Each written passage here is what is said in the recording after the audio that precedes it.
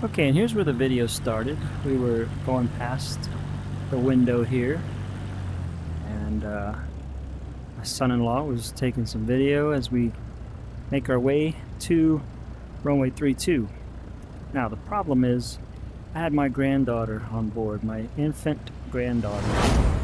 I was a little concerned, very focused on her comfort and safety.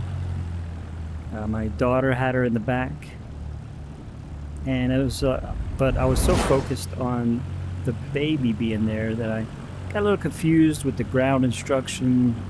It was a little confusing. I had to ask for the transponder again, but they sent me to runway. Woo, that was trippy. Following a King Air, so I'm following this King Air, and they go across. Somehow the tower switches runways. So I was going to take off at the intersection back there. So I did a 180 here and went back en route to Charlie to get runway 36. So we were going to do 32. They changed it to 36. All right, so granddaughter is was a little surprised by the engine starting, and during run up, getting the engine going, she crawled all over her mom. That's to be expected, but other than that, she was fine. It wasn't that bad. The thing is that as soon as we like here, we're ready for takeoff. Had another plane coming in, had to wait on them. And this is where she goes to sleep for the whole flight. Alright, so this is how the flight went. We were clear for takeoff. We go on runway 36. So yeah, I set up the 360 camera in the back to get her. And with all the nervousness, worrying, with her in the back, I totally forgot about the camera. I forgot the memory card in my voice recorder, so I couldn't put that into my headset. Just worried about a safe flight.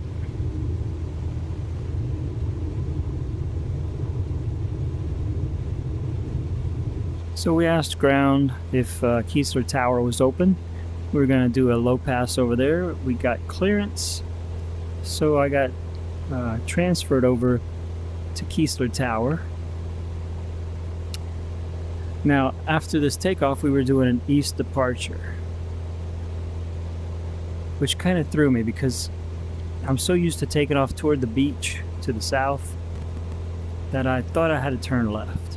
But Keesler is over there. Right there, Keesler Air Force Base. So we got our altitude, made our right turn that we were cleared for. Got up to about 1,200 feet.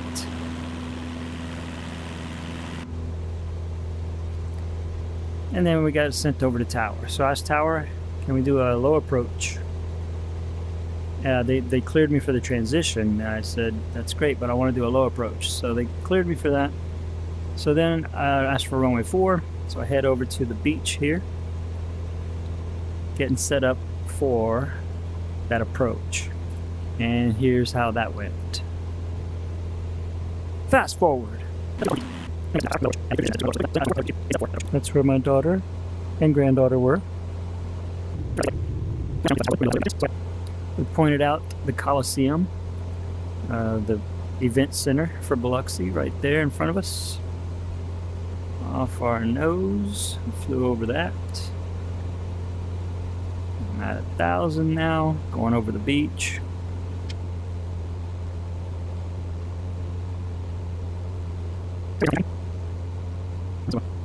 Alright, so we're at about 1,000 feet here. Start to lower the throttle. Set up for an approach. Do a notch of flaps. Whoa.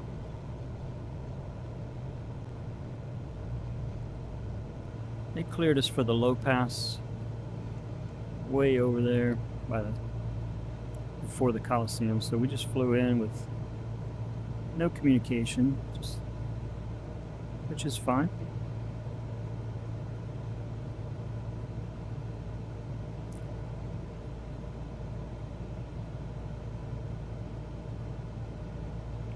Saw the track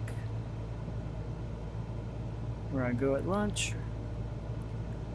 C-130s in here.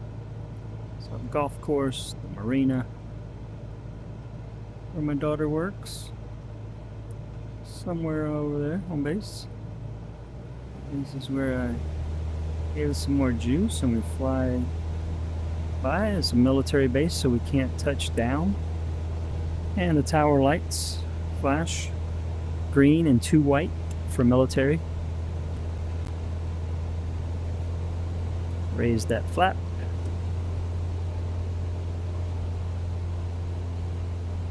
Because we have a positive rate of climb. And they radioed us, told us to report when we're clear of the Delta airspace. I told them Roger.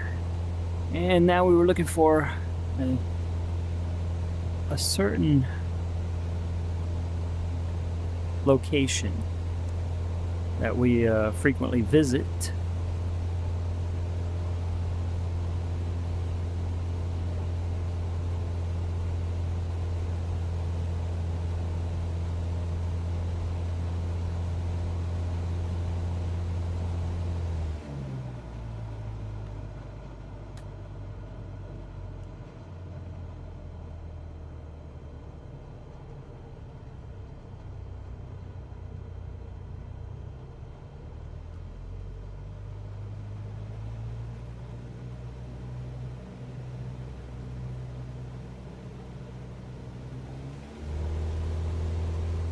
We did some sightseeing here and then headed to proceed out of the Delta airspace.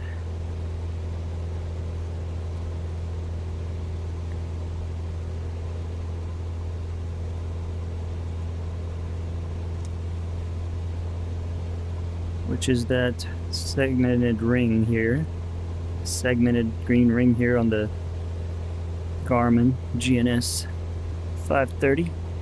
As we approached the edge of the Class D airspace, they went ahead and asked us if we were going back to Gulfport. We told them yes. They gave us the frequency for Gulfport, had us transition. So then I called Gulfport. It said that we are 8 miles northeast of the airport, inbound for full stop. And they cleared us to enter a right midfield downwind for runway 32. So I'm looking at my chart, getting a setup, getting the feel for it, where I have to go, and it's going to be basically go down to the beach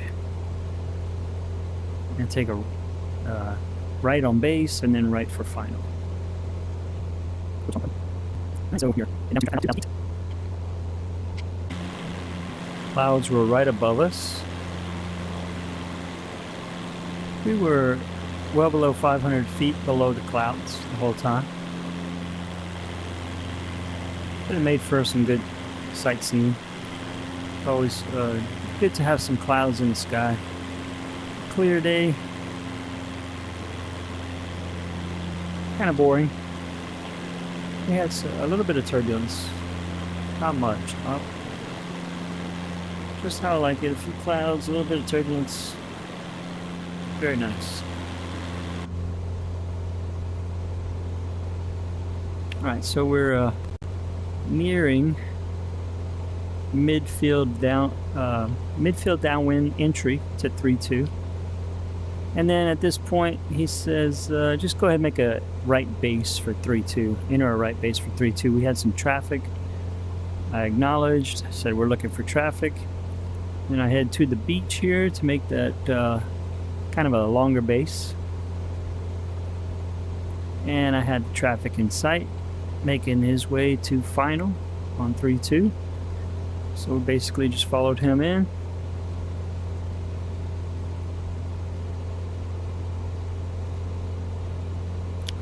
Fast forward to the beach.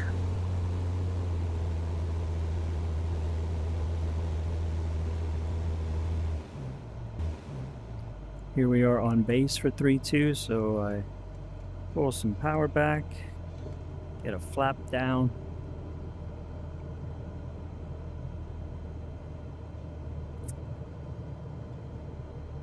My granddaughter's still sleeping at this point. She'll wake up as we're taxiing in.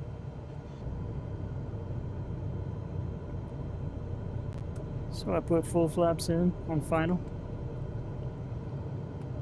Push down to arrest that rise from the flap extension.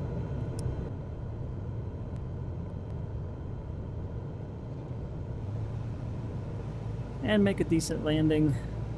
I had a little more weight than in the back than I'm used to, so was it buttery smooth? No, we had a little bit of a drop, but not bad. I'd put it between butter and jam. We call that a Bammy landing. Right between butter and jam.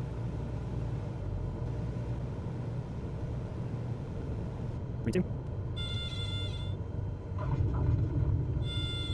Kind of like that, but smoother.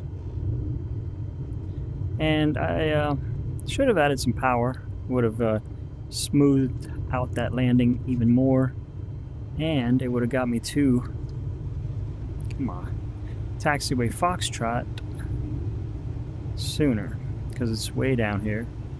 So I'm just taxiing down the runway,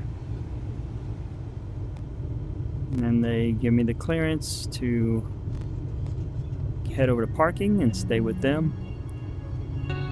And we park it and take pictures. And here's the photo shoot.